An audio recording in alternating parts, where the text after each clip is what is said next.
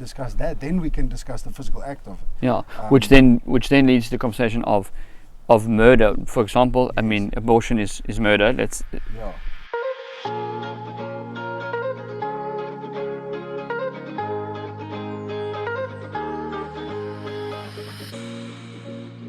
It's recording. Yeah, I can see it clearly now because Lorraine is gone. Who's Lorraine? But she's don't know, but she's gone. I don't know, but she gone. She gone. What's up, everybody? Lekker. That was very high. That was very high. What's up, everybody? Is this thing working?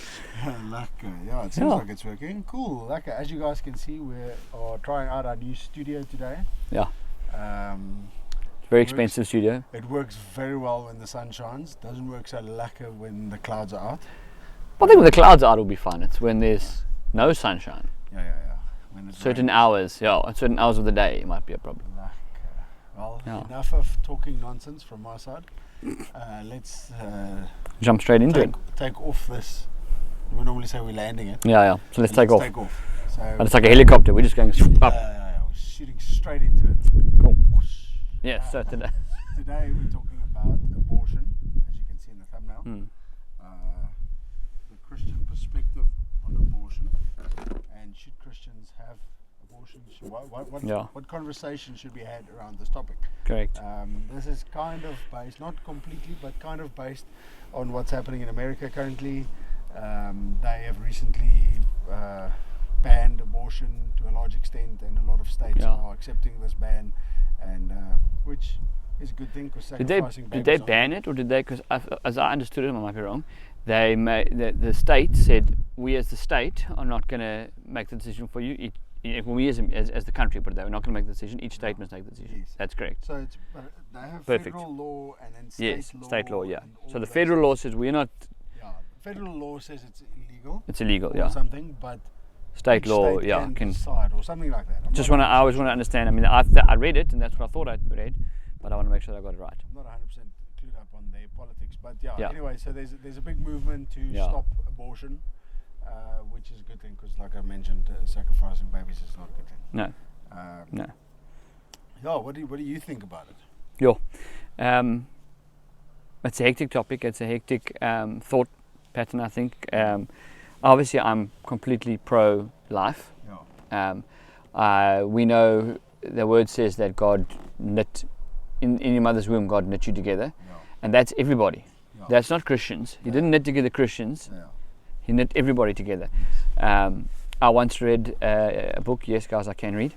I don't read many books, but I read a book. If I stand corrected, it's called The Atonement Child by Francine Rivers.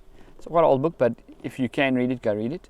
Okay. And without doing too much of a spoiler, but basically, if I'm remembering correctly, because it was a long time ago, she is a Christian studying. In fact, she's studying to be a pastor at a Christian college in America, and she gets attacked and raped and falls pregnant. And now, obviously, Atonement Child kind of understand it. Yes. Then this whole topic comes into play as to what does she do with this pregnancy. She didn't want this child. It wasn't like a oopsie with her and her boyfriend or a planned situation. She was attacked and raped, and it was horrible. But God has a plan, you know. And yes, we know God doesn't plan bad things for our lives, but He uses what happens in our lives for good. Yes. Go and read the book. I'm not going to go too much into that, but it was an eye-opening book for me because I've always been like I'm completely pro-life, which I am. Yeah. Okay, but I don't have that choice. I've never had to make that decision, first of all. And now, years later, after reading the book, I have spoken to and had dealings with couples and people, you know, women who've had abortions and couples where they decided to have an abortion early on in their relationship, and the effect that has on their life and whatnot.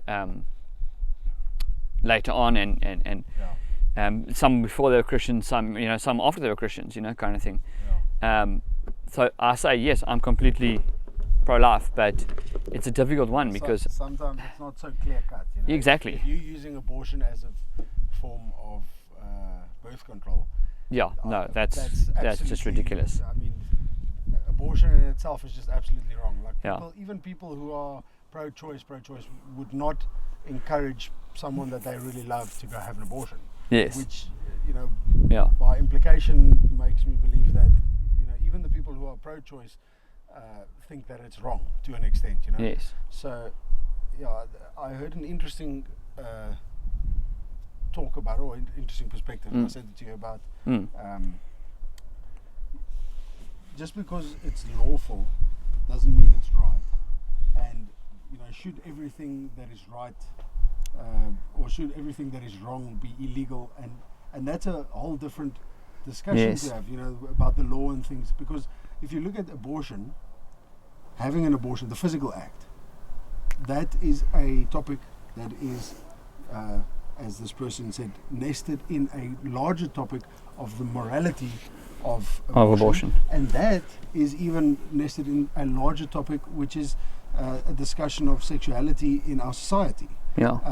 And you know, that's kind of the level that we need to attack this problem at. You know, first discuss, okay, what is sexuality? What is the right way of what is the right sexual orientation, sexuality in society? From that point on, we can then discuss, okay, under what circumstances is it moral, under what circumstances is it immoral, and then once we have discussed that, then we can discuss the physical act of it. Yeah, which then leads to the conversation of murder, for example. I mean, abortion is murder. Let's use that as so. It is so, but I'm saying let's use that as so. Then, what's it called? Not capital punishment, where the death penalty. Yes. Is the death penalty right then or wrong? Yeah, you know what?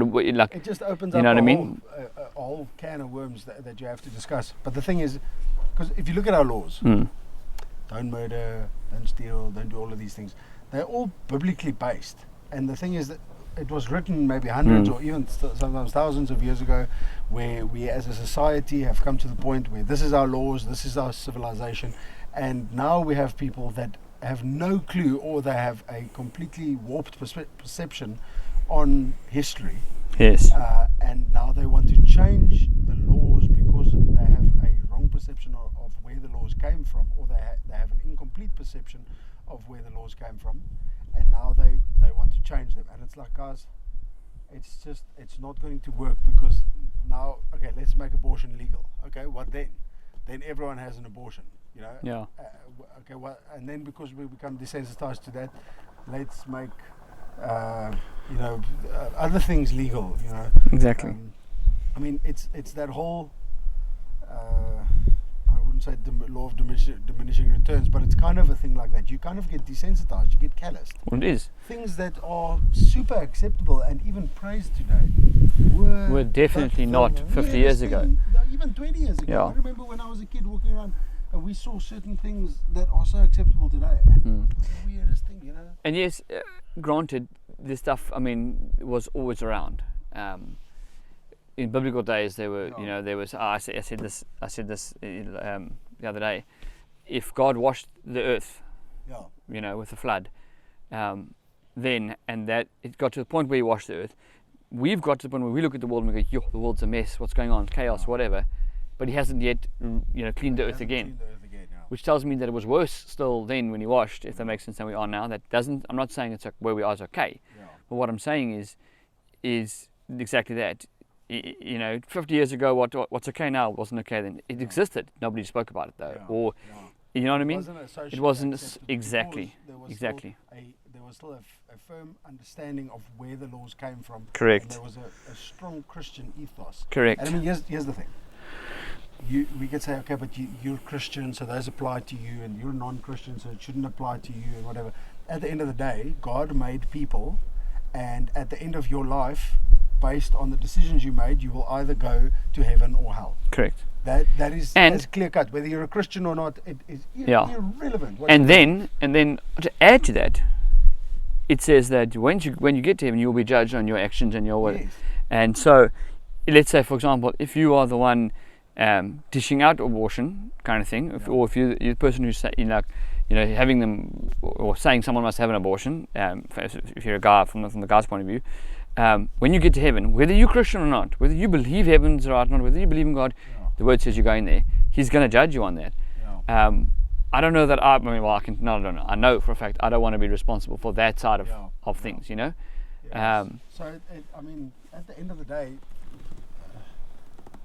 it's difficult because the world is becoming more lawless, Correct. and people And it will always. are It will drifting continue to further. be. Yeah, people are, yeah. and it says in the end times that it will get even more lawless. And Yeah. the thing is, people used to say 50 years ago, oh, the end is near because it's so much more lawless, and now it's so much Yeah, more lawless. worse than that. That looked like a good time. Yeah. So even now saying, the end is near, it's I Well, don't know how much worse it can get, but in 50 years it might be like 10 times worse than what it is now. exactly. Who knows what can happen. The point is, we need to stand, and this is something we spoke about in Home Cell recently. Yeah. Like, what do you stand for? Yeah. And irrespective, if you're like, let's say one thing I stand for is the truth. So I might have told many lies in my life, and I've maybe not stood for the truth more times than what I actually stood for the truth. But that doesn't change the truth. Yeah. The truth is the truth, and that's a Exactly. bar, and we need to hold ourselves to that, and we need Exactly. to aim for that. We need to, because the second you say you start accepting everything, then you're not moving forward, and you're not being sanctified. You're not becoming more Christ-like. Exactly. And so And I think also like went on a tangent there. no, but it's fine. Like what you said, it's easy to stand against something because the Yeah. crowd's standing against this. Yes. The movement is going against abortion, so we all jump on. Or let's say the movement is going for abortion, Yeah. so everyone jumps on that. Yeah, cool. But you've got to get up and stand against. You've got to stand for it. So you've got to say, I'm for life. I'm for not choice. I'm for life. These children need to be born. You're standing up against. You're now going up, against the people that are going against the easy part. It's more difficult for us, or for you as whoever you might be. Oftentimes, standing for the truth Yes. is much harder. Oh, I think always. I don't Agreeing with even think. I think standing for anything is way more difficult than standing against something. Yeah. It's easy to say I don't agree with that. I'm against it. Cool. Yeah. But just get up and say, well, I'm actually for life in a world that's saying, Actually stand for it. and actually saying I will not do that. And it's very difficult. I think when it comes to abortion and whatever, there's such a another side of it where it's personal and it's a personal choice and it's the woman's choice and not the man. And please don't get me wrong. And I'm not saying that it's to me it's two people make that baby. Although that's what and I understand it's a woman's body and her, I get all of that. I don't have children, so don't jump on me for that. But I my point is that God had a plan for that child. Yeah. As you said, God knit you together. So, and maybe the plan is for the father to take the child. Is it not? You know what I mean? I know of one or two people where they fell pregnant, and the woman left, kind of thing. It was neither of these two couples were married. Yeah. The woman left and left the child with the father. And I mean, the child's grown up to be, a contributing member of society, if that makes sense. Yeah. Now we know that God doesn't plan for I want to say mistakes, well, but that's not the right word. But my point is, He doesn't plan the bad things. He uses them for the good. So He let that child grow and use that child for His own good and change that child's life. What could have been really, really, really bad. So I think it's so difficult to go, it's your own choice or whatever, because it's not really, because the word says that our bodies belong to Christ. Yeah. Our body is a temple of the Lord. Our body belongs to Christ. So again, we're talking about truth here. We're talking about whether, if you're Christian or not, doesn't matter. The truth is the truth, and we believe the Bible is the truth. Yeah. The Word of God is the truth. So if the word's saying that our bodies belong to Christ, is it our choice? No. It was our choice to do the act that caused the child, if that makes sense, caused the pregnancy, but it's not our choice what to do with what's the body, It's a huge topic, It's an interesting topic, and we can discuss it for a long time, and we only have two perspectives. Yeah. I would love to hear your perspective in the comments, or just talk to us, if Social you have media a part or two to whatever, this. yeah. We'd love to have you guys on maybe as guests, because it's a wide topic, and I think the more different perspectives you have, the clearer picture you'll get. Yeah. The worst thing you can do is get everyone to agree with you, and then just have an echo chamber.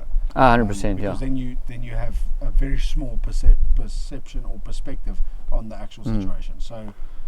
And I think completely and utterly, as a Christian, you have to include God in this, obviously. 100%. Obviously, kind of thing. We Yeah. say that, but I think some people don't realize Yeah. that it's obvious. And But what I'm saying is, get into the Word. Go and see what the Word says Yeah. about your body and God, and how does that match, Yeah. and how, who, you know, where's the ownership, and where's your body's a temple, and all these Yeah. things, and what's right and wrong, Yeah. and yes, everyone's going to jump on Leviticus and all the laws, Yeah. and go and read all the laws Yeah. first. You know, I have no issue with jumping on the laws as long as you've read them all and Yeah. you know those kind, you understand them. Yeah. Then you can use that as part of your conversation to Yeah. all your perspective to try and make the decision. You know. Yeah. Yeah. But for me, I'm pro-life, 100%. No, I'm also pro-life. 100%. Abortion is not a. Yeah. Here's my thing. All the people that are pro-choice that I've at least encountered would not motivate a person that they love to go for an abortion, and that in itself It makes shows their me that their they argument actually is believe none of that it. it's wrong. Yeah. So no. Yeah, I think so. It makes their argument, Yeah. for a better word, null and void because it's kind of like They that. don't really believe what they stand for. Yeah. It's just it's a false perception that they have. But anyway, we can talk about this for forever. Like and subscribe, Yeah. follow us, Share. and let's grow this community. Let us know how you feel about this. Yeah. We'll take it from there. Cool. Sweet. Cheers.